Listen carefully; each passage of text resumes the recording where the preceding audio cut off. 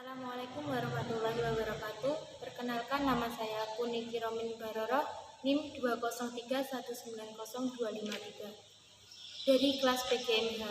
Di sini saya akan menjelaskan tentang masa sebelum kenabian.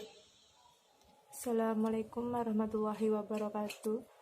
Saya Kurnia Sitarsmi, NIM 203190254.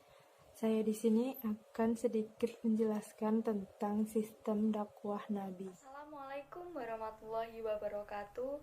Saya Lailatul Musyafa'ah, NIM 203190256 dari kelas PGMIH. Di sini saya akan menjelaskan tentang model kepemimpinan Rasul.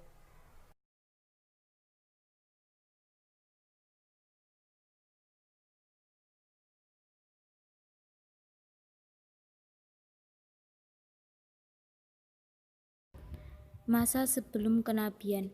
Rasulullah lahir pada hari Senin 12 Rabiul Awal 571 Masehi, tahun gajah.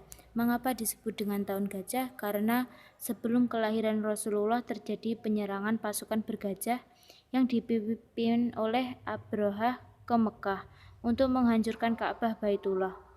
Pasukan gajah ini dihancurkan oleh Allah melalui burung ababil yang melempar batu ke arah pasukan gajah.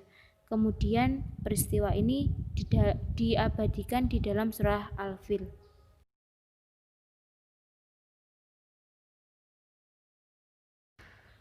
Nama ayah Rasulullah SAW adalah Abdullah bin Abdul Muthalib.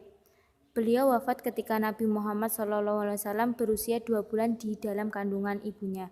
Kemudian ibunya bernama Aminah binti Wahab. Beliau wafat ketika Nabi Muhammad SAW berusia 6 tahun. Pada saat itu, Aminah berziarah ke Yastrib dengan Rasulullah. Dalam perjalanan pulang, Aminah jatuh sakit dan akhirnya meninggal dunia di Abwa yang terletak di antara Mekah dan Madinah. Setelah ibunya wafat, Rasulullah diasuh oleh kakeknya yang bernama Abdul Muthalib. Namun tidak lama kemudian kakeknya meninggal dunia pada saat Rasulullah berusia 8 tahun. Kemudian pengasuhan Nabi Muhammad jatuh kepada pamannya yang bernama Abu Thalib. Abu Thalib diberi wasiat oleh kakeknya untuk merawat Rasulullah SAW.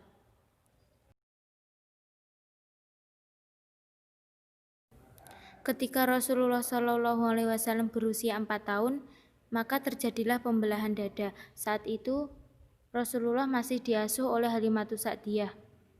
Kemudian malaikat Jibril datang diutus oleh Allah untuk membelah dada Nabi Muhammad, kemudian membersihkan hatinya. Namun Sa'diyah pun mengetahui hal ini. Kemudian Sa'diyah memberikan hak asuhnya kepada ibu kandung Rasulullah SAW, yaitu Aminah. Rasulullah memiliki 2 pekerjaan. Yang pertama, mengembala kambing, dan yang kedua, berdagang. Pada saat berdagang, Rasulullah diajak pamannya ke negeri Syam. Di tengah perjalanan ketika istirahat, mereka didatangi oleh pendeta yang bernama Buhairah. Pendeta itu melihat adanya tanda-tanda kenabian pada Rasulullah.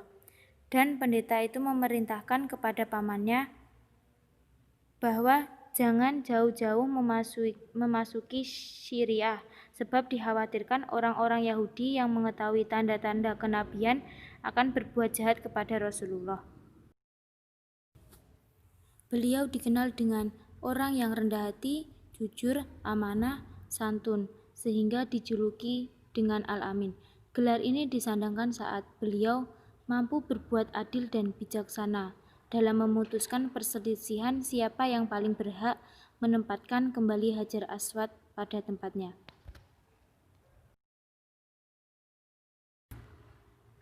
Beliau menikah dengan Khadijah, seorang janda yang kaya raya.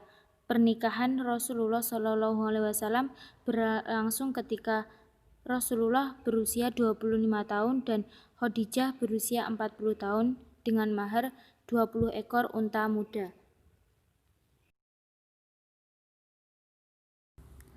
Memasuki usia 40 tahun, Rasulullah banyak menyendiri di Gua Hira. hingga Allah mengutus malaikat Jibril untuk menyampaikan wahyu pertama Rasulullah, yaitu Quran Surat Al-Alaq ayat 1-5. Sistem dakwah Nabi. Sistem dakwah Nabi dibagi menjadi 3 bagian, yaitu secara sembunyi-sembunyi, secara rahasia, dan terang-terangan. Secara sembunyi-sembunyi, ini dilakukan selama 3-4 tahun.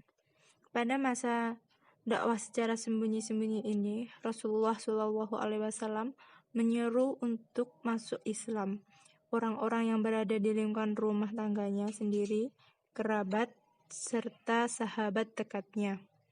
Mengenai orang-orang yang memenuhi seruan dakwah Rasulullah SAW tersebut adalah Khadijah binti Khuwailid, yaitu istri Rasulullah sendiri, Ali bin Abi Thalib, saudara sepupu Rasulullah SAW, Zaid bin Harisah, yaitu anak angkat Rasulullah SAW, Abu Bakar As-Siddiq, sahabat dekat Rasulullah, dan Ummu Aiman, yaitu pengasuh Rasulullah sejak kecil. Sahabat Abu Bakar juga mengikuti untuk masuk Islam, terdiri dari Abdurrahman bin Auf, Abu Ubaidah bin Jarrah dan Bani Hari, Utsman bin Affan, Zubair bin Awan, Sa'ad bin Abu Waqqas, dan Thalhah bin Ubaidillah.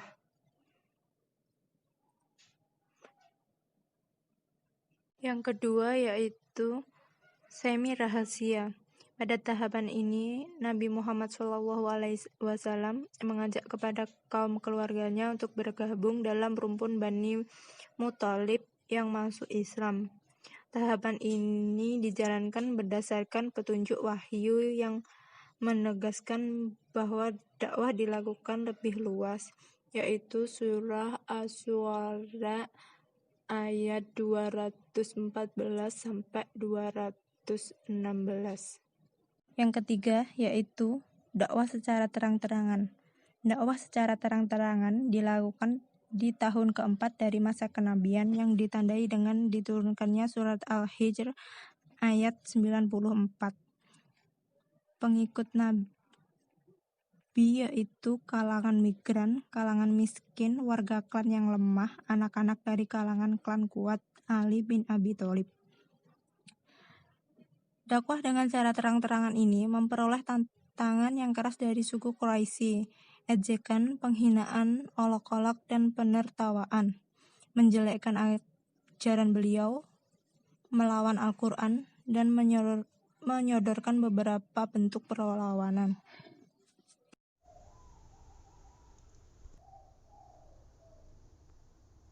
Jadi di sini saya akan menjelaskan tentang model kepemimpinan Rasulullah.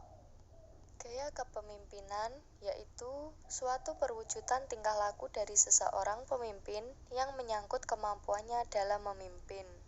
Yang pertama, otokratis.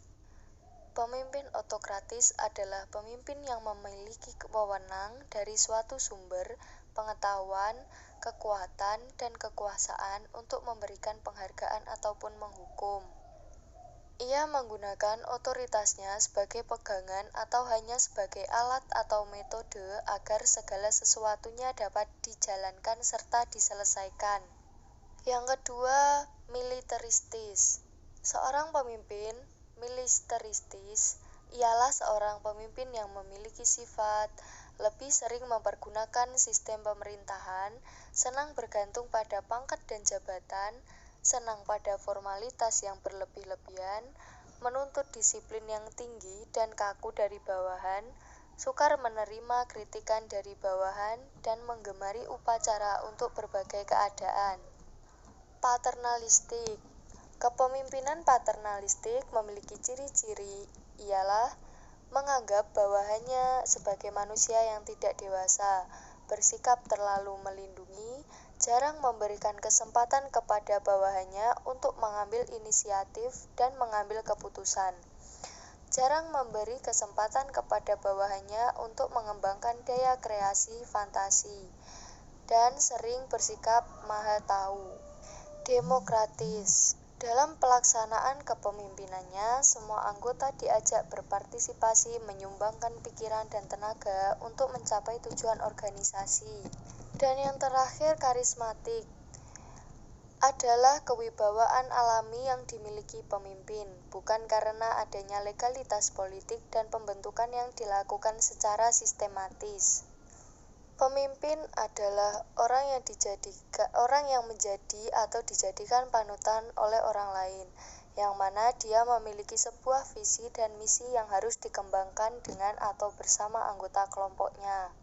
Di dalam Islam, seorang pemimpin bahkan telah dikenal sejak zaman dahulu sebelum Rasulullah SAW terlahir ke dunia, di mana beberapa kelompok masyarakat selalu ada yang memimpin untuk memutuskan segala sesuatunya. Dalam pembahasan kali ini, kita akan mengenai model kepemimpinan Rasulullah dalam perspektif Islam. Islam telah memandang kepemimpinan sebagai salah satu sifat yang dimiliki oleh setiap manusia yang hidup di muka bumi ini, di mana masing-masing dari mereka memiliki hak yang sama untuk bisa memimpin dan mengendalikan satu sama lain. Untuk itu, Islam juga menegaskan jika kepemimpinan Rasulullah adalah gaya modern, mungkin tidak sama dengan apa yang dipandang dalam Islam. Berikut pandangan Islam mengenai model kepemimpinan Rasulullah. Yang pertama, beriman dan bertakwa kepada Allah SWT. Di dalam Islam, seorang pemimpin harus memiliki model kepemimpinan Rasulullah yang baik dan luhur. Baik dan luhur diartikan sebagai sesuatu yang tetap harus berlandaskan pada dasar-dasar agama, termasuk mengenai iman dan ketakwaannya kepada Allah SWT. Memenuhi hal rakyat. Seorang pemimpin harus mampu memenuhi setiap hak dari rakyatnya. Hal ini juga diterapkan dalam masa kepemimpinan Rasulullah dan Khalifah Abu Bakar, di mana beliau selalu berusaha untuk memenuhi setiap hak dari rakyat yang dipimpinnya pada masa itu. Siddiq. Seorang pemimpin harus memiliki sifat yang ditanamkannya melalui jiwa kepemimpinan Rasulullah. Tabligh. Di dalam Islam, seorang pemimpin harus menyampaikan apa yang benar dan apa yang salah, tidak memihak satu sama lain, melainkan harus dinyatakan dengan kebenaran. Amanah. Di dalam Islam, kepercayaan seorang pemimpin harus benar-benar dijaganya. Hal ini menunjukkan jika dalam jiwa kepemimpinan Rasulullah, ia adalah orang yang dapat dipercaya untuk mengemban tugas dan tanggung jawabnya kepada orang banyak. Fatonah. Seorang pemimpin harus menanamkan jiwa atas kemampuan yang dimilikinya. Bukan berarti ia harus menyombongkan diri atas kemampuan yang dimiliki, melainkan dapat menempatkan kemampuan dan daya intelektualnya pada hal-hal yang bisa meningkatkan sebuah kemajuan bersama. Tidak otoriter. Otoriter adalah sifat untuk memaksakan kehendak orang lain. Dalam Islam, sangat tidak menyukai pemimpin yang memiliki sifat otoriter, di mana seorang pemimpin harus menyeimbangkan kepentingan antara hablu minannas dan hablu minallah secara seimbang dalam kehidupan. Memiliki integritas tinggi. Sebagai seorang pemimpin, integritas juga sangat penting untuk diterapkan, di mana Islam memandang seorang pemimpin sebagai orang yang disegani dan ditiru tingkah dan perbuatannya untuk tujuan yang lebih baik. Menjalin kerjasama.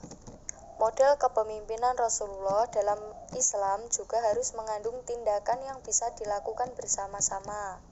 Menjalin sebuah kerjasama dengan pihak atau orang lain memang bisa membantu sebagian besar pekerjaan atau masalah yang dihadapi. Untuk itu, seorang pemimpin diharapkan mampu memenuhi tugas dan tanggung jawab yang diberikan kepadanya dengan baik dan tepat waktu.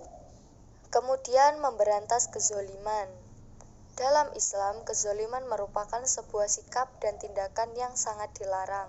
Islam menganjurkan Jika seorang pemimpin selain menjauhkan dirinya dari sikap dan tindakan tercela seperti ini, mereka juga memiliki tugas dan tanggung jawab untuk memberantas adanya kezoliman pada kelompok atau organisasi yang dipimpinnya.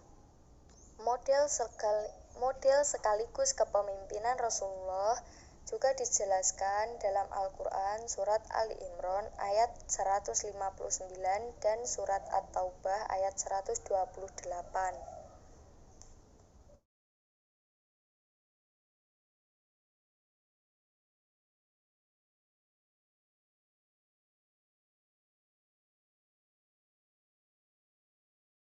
Pada 17 Ramadan 611 Masehi di Gua Hira, malaikat Jibril muncul di hadapan Nabi Muhammad untuk menyampaikan wahyu Allah SWT.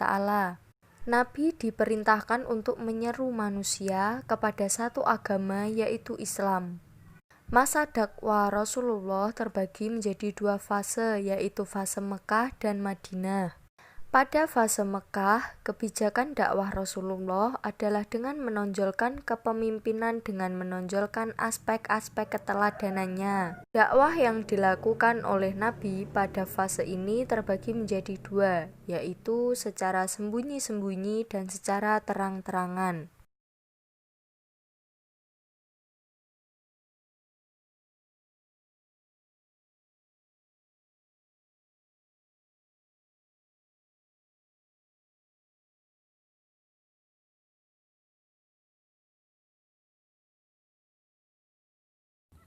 Kemudian pada fase Madinah ada beberapa bidang yang dikembangkan sebagai wujud dari upaya Nabi untuk membentuk negara Islam, diantaranya yaitu pembentukan sistem sosial kemasyarakatan, militer, politik, dakwah, ekonomi, dan sumber pendapatan negara. Pada fase ini Islam menjadi agama yang sangat berkembang dengan visi dan misi yang satu, yaitu menjadi negara Islamiyah dengan pedoman Al-Quran dan sunnah Nabi dan Nabilah yang memperkenalkan pertama kali konsep negara demokrasi yang sekarang banyak dianut oleh negara-negara modern Islam maupun non-Islam.